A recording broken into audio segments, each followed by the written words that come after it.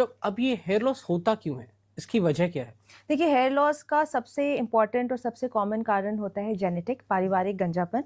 आप अगर आपके परिवार में आपकी माताजी और पिताजी दोनों की तरफ किसी को भी बॉल्डनेस है, इवन योर ग्रेट ग्रैंडफादर्स, आपके परदादा, परनाना, चाचा, ताया जी, किसी को भी, even females in your family, तो आप में वो जीन आ सकता है जिसकी वजह से आपको हेयर लॉस हो सकता है, आपको बॉल्डनेस हो सकती है। That is a very important reason. दूसरा कुछ रीज़न होता है स्कारिंग एलोपेशिया जिसे कहते हैं।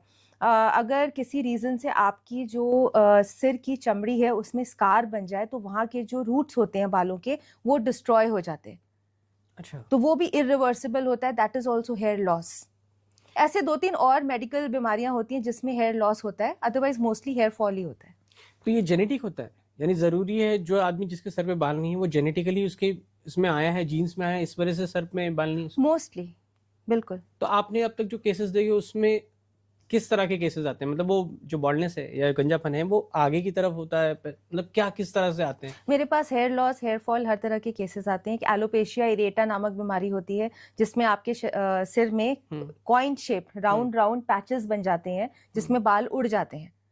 अच्छा, वो शेप में। हाँ, हुँ, ऐसे राउंड शेप में होते हैं, लेकिन उसमें भी बाल वापस आ जाते हैं। वो हुँ, कोई परमानेंट लॉस नहीं हुँ, होता है। कुछ परसेंटेज उसमें भी लॉस हो जाता है परमानेंट, बट मोस्टली वो रिवर्सिबल होता है। हुँ। उसके भी आते हैं, जेनेटिक बॉल्डनेस के तो आते ही आते हैं। हर तरह के मेरे पास केसेस आते हैं। कई लेडीज़ आती हैं, कई main who come to me, वो पार्लर में उन्होंने ट्रीटमेंट कराया, हुँ। केराटिन, रिबॉन्डिंग, खूब सारी ट्रीटमेंट्स होते हैं। उसमें भी बालों का झड़ना बहुत कॉमन होता है।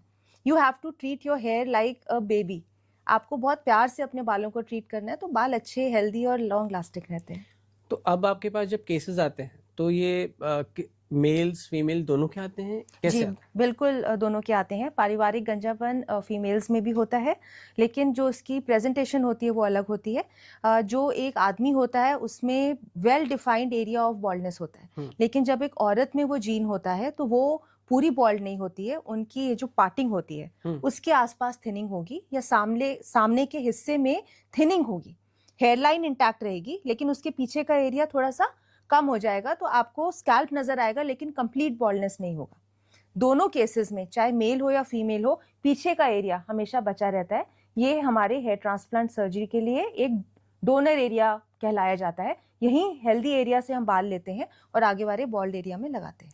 यानी जब आपके पास लोग आते हैं ट्रीटमेंट के लिए जैसे किसी को गंजापन मतलब बाल अभी गिरना शुरू ही हुए हैं जो आ नहीं रहे हैं आप कहती हैं कि वापस नहीं आएंगे वो लॉस हो गया हेयर लॉस हो रहा है तो जब आते हैं तो आप पहले क्या देखती हैं कि सीधा ट्रांसप्लांट की तरफ जाते हैं या आप लोग यहाँ क्या प्रोसीजर होता है?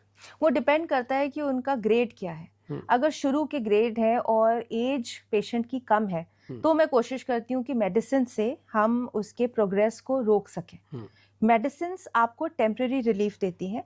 जब तक आप वो मेडिसिन्स खाते या लगाते रहेंगे, आपकी बॉल्डनेस कंट्रोल में रहती है और रेट ऑफ प्रोग्रेशन बहुत स्लो हो जाता है। तो वी कैन बाय टाइम। लेकिन जहाँ मुझे लगता है कि वो ग्रेड ज़्यादा हो गया है, पेशेंट की एज भी 25 से ऊपर है, तो मैं उन्हें डेफ़िनेटली अपनी तरफ से एक बार सजेशन देती हूँ कि आप ट्रांसप्लांट के बारे में सोचिए और कराइए।